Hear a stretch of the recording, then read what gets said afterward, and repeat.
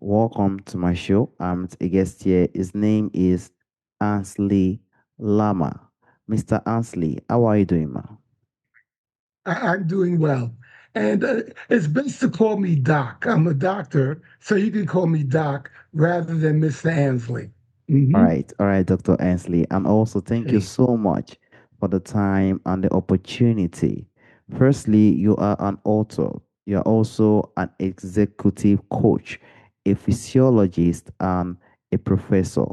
Can you please, Dr. Ansley, discuss more about yourself and how you're doing currently now, Miss Dr. Ansley? Sure.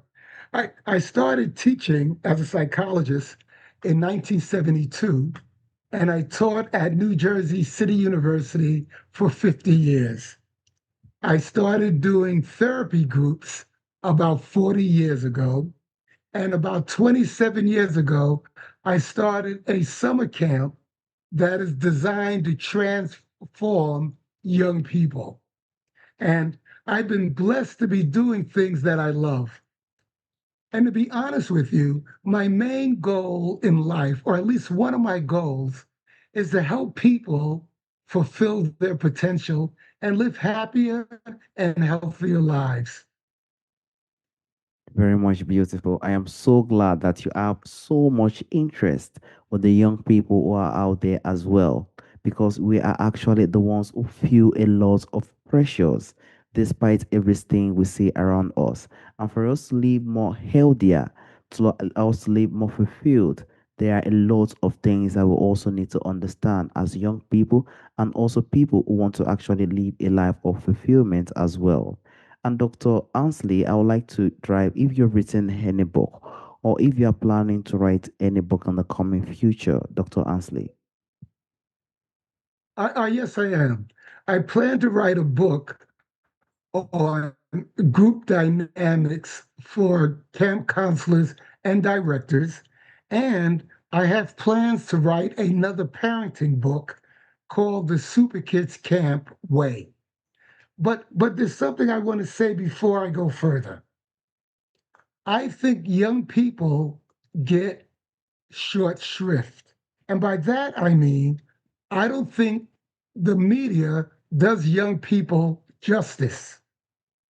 Here you are, a young man doing something very productive, but the media does not show you doing what you're doing.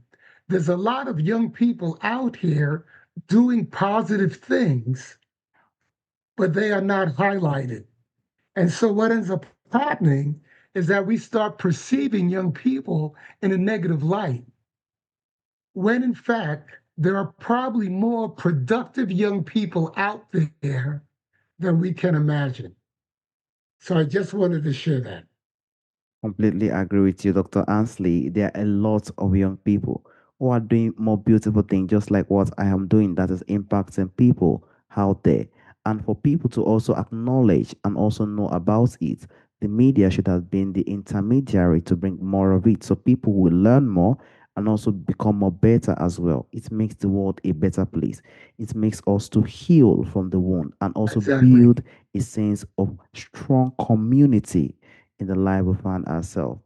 And Dr. Ansley, I would just like to drive to your book, Exactly. which really drive to the point of the single mothers. I would like us to drive down to that perspective because your book speak directly to single mothers carrying extraordinary pressure.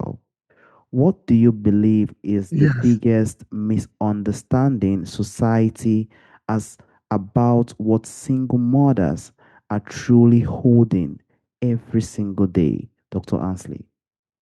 Great. I, I think they believe single mothers are deficient and that there is something wrong with them. But if you look at reality, single mothers are doing a fantastic job. The reality is, some of my clients are single parents. And if you look at the children that they're raising, they are doing an excellent job. I have one client whose son is now maybe 30. She was a single parent. She brought him up. He is now a fine young man working, if I remember correctly, as a manager in the Port Authority of New Jersey to a lovely woman. By the way, Barack Obama was brought up by a single parent.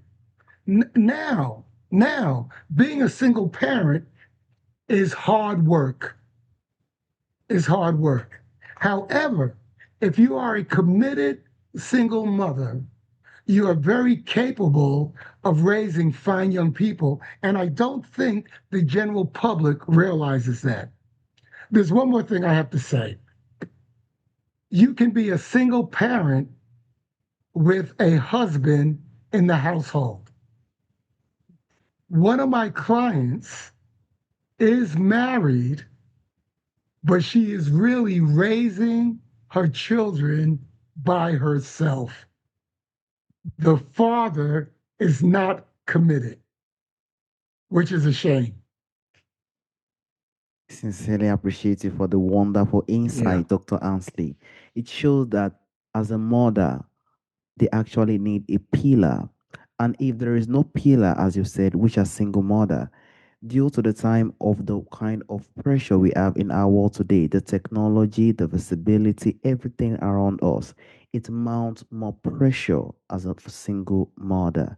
And a single mother can actually try his or her best to try to look for ways to run around the situations and actually deal with it and also raise their child in a very positive and impressive manner. And also, you drive to a very important perspective, character, because you emphasize more on that perspective. Because many parents that we have in our time today, they usually focus more on those achievements. They want to achieve this, they want to achieve that. But the character isn't what they actually value more. So, why do you think raising a grounded, resilient child more important than simply raising a successful one, Dr. Ansley? great, great. You can have all the awards in the world and not feel good about yourself because you are not living a life that is consistent with your values. And unfortunately, when children learn that they get love by success, they don't feel good about themselves. And if they're not successful, they end up feeling even worse about themselves. Our job as parents is to love our children unconditionally and to focus on developing good character. If you have good character, you have a strong foundation of who you are. And if you have that strong foundation, you're able to deal with the challenges the world presents you. However, if your focus was only on good grades, winning awards, being successful, the minute you don't get good grades or you're not successful or somebody criticizes you, you end up falling apart. There's one other thing. If you don't have character, you make decisions that are detrimental to yourself. And if you're in a position of power, detrimental to your organization and your community. I'm tempted to get political here, but I won't. But the people that need character all of us need to have strong character and integrity. But the people who need it the most are our leaders. I'll stop right there. Thank you so much, Dr. Ansley. One of the biggest tools in our world today for us to move forward, for us to actually deal with situations with more wisdom is character. And it is very, very much important every single child to be developed in that path of perspective. It is not easy to actually build a child with a good character because it goes with morals, it goes with boundaries as well. And for a child to have a character, it shows the powerful roots, which you said earlier, because it is different than a child who is intelligent has all type of achievements, and end up with someone who doesn't even worth the value. It shows that the character is not strong enough to deal with Sure. some kind of situations. Character is very important, most especially in our time today. And Dr. Ansley, I honestly appreciate you for bringing out that perspective. Thank you so much, Dr. Ansley. And also, Dr. Ansley, I would just like to drive to the Mhm. point of boundaries, which I also said earlier, because setting loving limits is often one of the hardest parts of parenting. But why do you think boundaries matters so much? And what makes them especially difficult for single mothers to hold on to? Dr. Ansley. Uh, sure. You know what's kind of interesting? Uh, Parents don't realize that when children don't have boundaries, they become scared and insecure because they wonder what is protecting me. If my mother is letting me do anything I want to do, I can do something that will harm me, that could harm me. So it is important for us to develop strong boundaries. Now, I'm going to speak to why people don't have boundaries and then speak to what they need to do. A mistake mothers make, and they make this more than fathers, single mothers tend to too often put everybody else first. And they don't spend enough time taking care of themselves. And if you don't take care of yourself, if you are not nurturing yourself, you cannot nurture the people around you. And if you don't nurture yourself, you are too exhausted to set decent boundaries. So, one of the first things I would encourage all mothers, but mothers of color the most, is to think about nurturing yourself, even if it means taking 10 minutes, 20 minutes a day to be by yourself when you have a ton of tasks to do. Now, so that's number one. So, number two, once you're nurtured, you need to think about what is right. Many of us grow up without really taking time to figure out what do we believe is right? What does integrity look like? And then it's important for us to model integrity. Our children learn more about watching us than listening to us. So, if we want to raise a child with integrity, we must behave with integrity. Number three, though, in this part, um, my wife really took charge of hair. We need community, and so my wife made sure our son went to church every Sunday. And the church became a family that supported him and supported the values we were teaching him. Now, as an aside, when children come to my summer camp, we help them learn and internalize important values every day in our team summit, where we have them talk about is cheating ever right? Should you ever lie? Now, here's what's kind of interesting. I don't believe in lying, but a camper could say, would you lie in a matter of life and death? And that had me thinking. And they asked me, are you there to save you? Yes, I would lie. What we teach our child is what our child will hold. And that is the beauty of the world we find ourselves. What my father taught That's me when I right. was young is what I hold onto myself and what's reprogrammed when I'm trying to take some drastic action. And you made a very powerful point, Dr. Ansley. Mothers, most especially as a Right. single mothers, we have to check on ourselves. We have to check on ourselves. We understand that we want to be outgoing, we want to take care of others, we want to see others doing great, but we have to also check on ourselves because it's from ourselves we can be able to train our child well.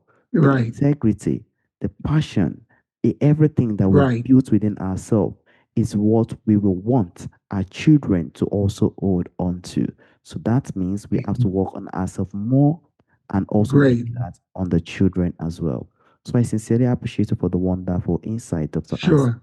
Great. Dr. Ansley, lastly, I do not know if you Great. have a message for single mothers. I do know that you've made a lot of insight, but for single mothers who feel stretched thin, they feel unseen and burdened by the weight of doing so much alone.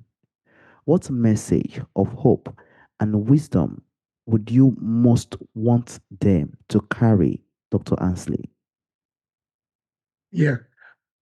I would like them to know number one, that you are enough, that there's no such thing as a perfect parent. And I would not want any child to be brought up by a perfect parent.